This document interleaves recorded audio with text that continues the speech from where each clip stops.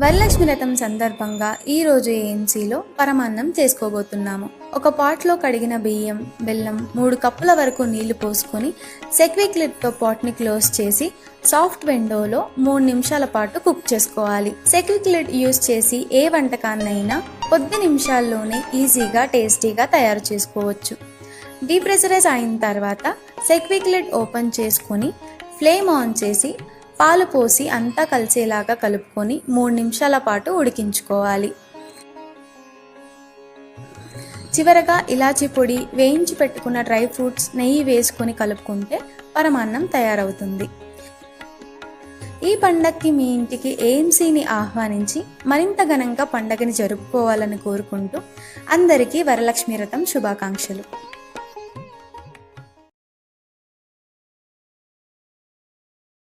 Independence day offer నడుస్తుంది.